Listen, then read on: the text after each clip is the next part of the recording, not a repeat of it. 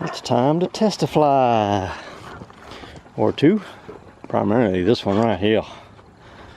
Yeah, fly. It's a good one. I made a slightly smaller version than the one I used yesterday, which worked pretty well. And since it's prime time and the big dogs need to run a little bit, they haven't been out in probably a month.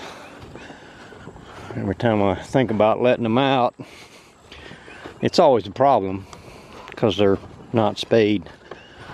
And I'm always afraid they're going to run off and get pregnant. But so far they haven't. They're both getting fat. Inactivity, I guess.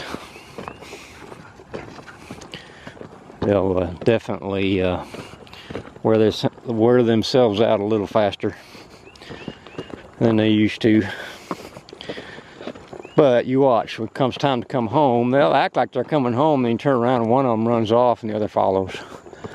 I'll be lucky if I can get one of them in the backyard. If I get one of them in the backyard, they both don't run off.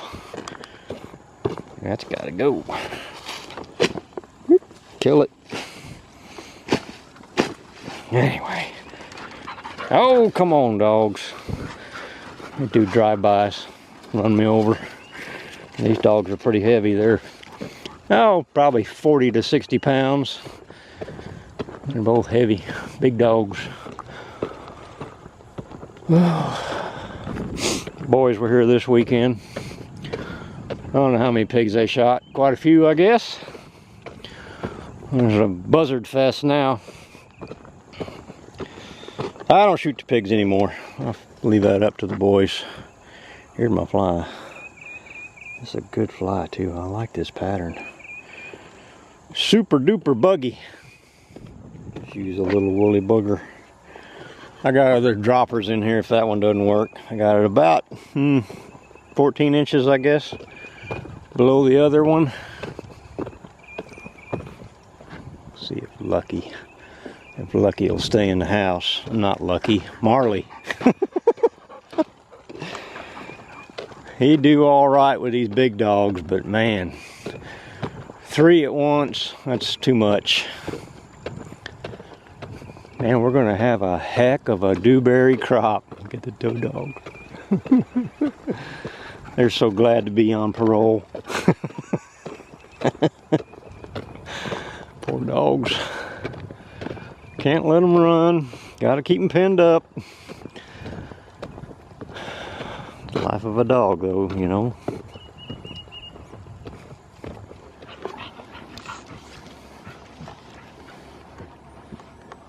Ooh, coming out of the shallows already.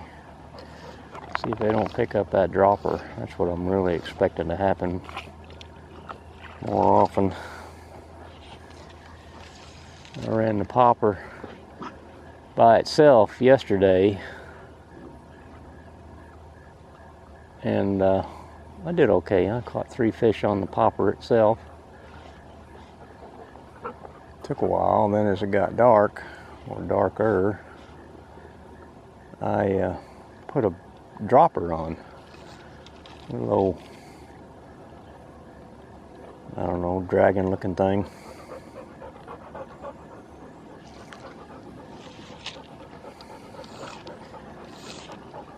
And first 2 drops I caught fish, and I caught 2 more after that on the dropper, which when I tied this bug fly, I was thinking sunfish. Wasn't thinking bass, but all I caught yesterday was bass. As you might have suspected, I really don't think that does anything for the fishing, which is already challenging enough.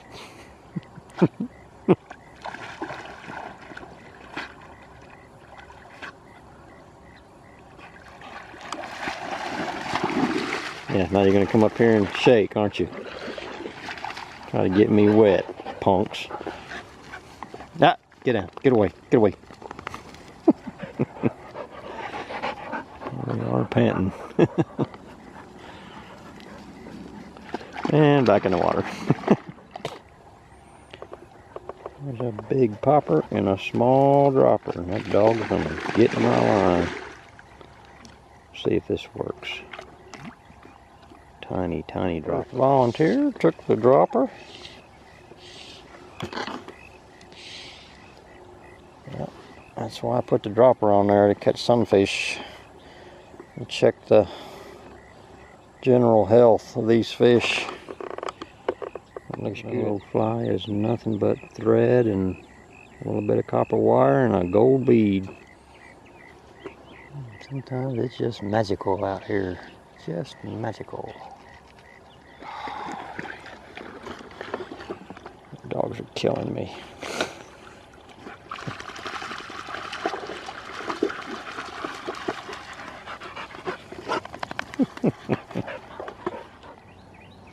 Boy, these fish don't want anything to do with this thing.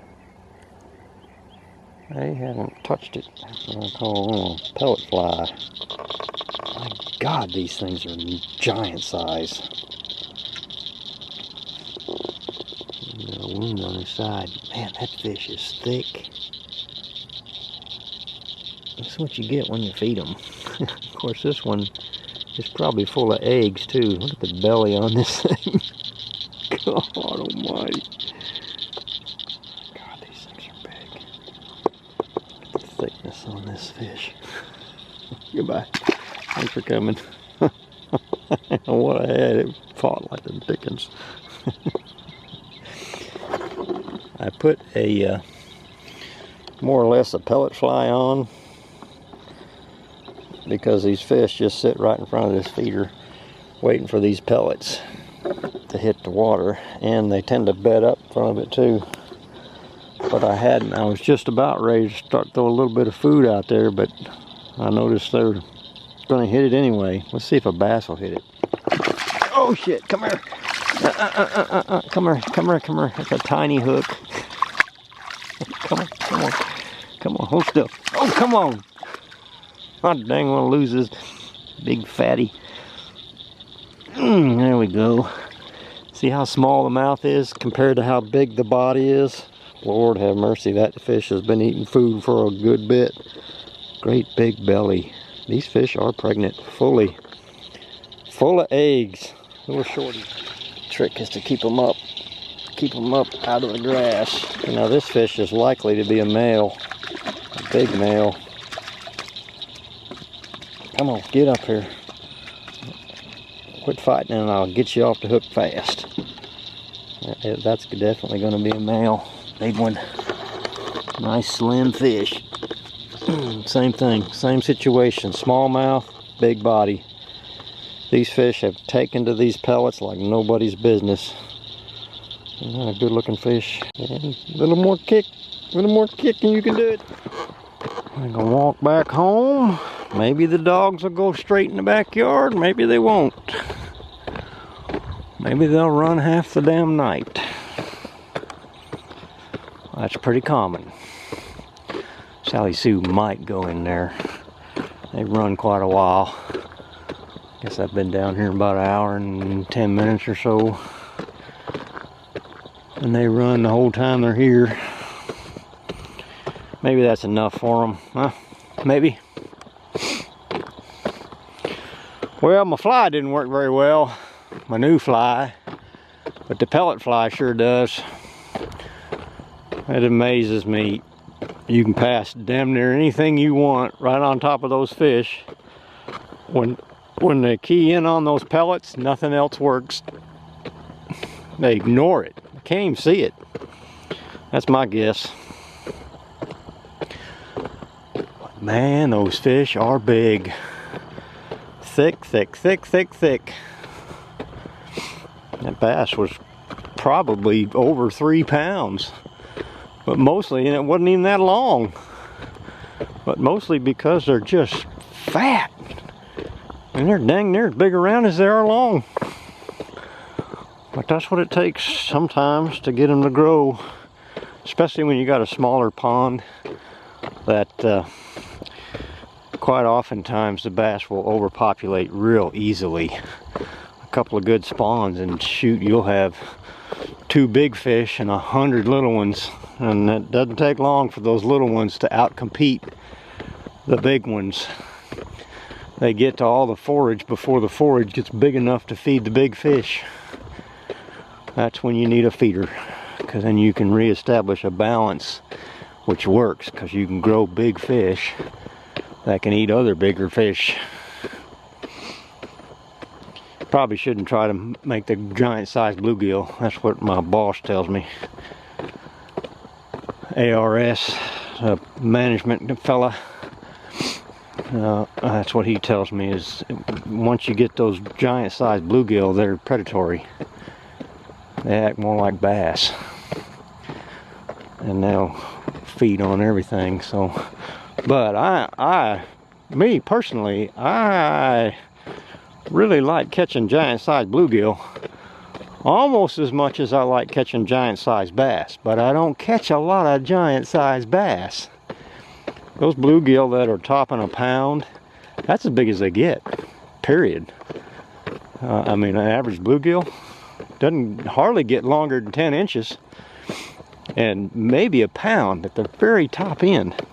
So these are top end fish.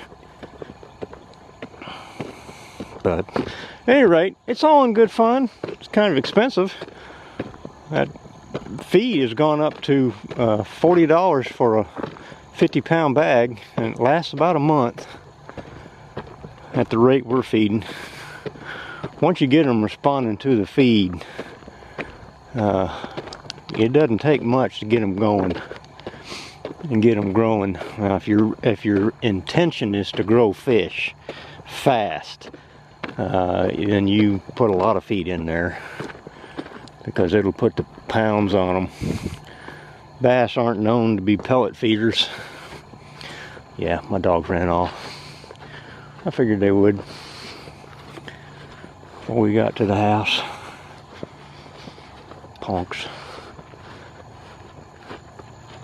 They usually go back in those woods. Boy, I wouldn't want to be out in them woods at dark. Can't see anything. All kinds of night critters.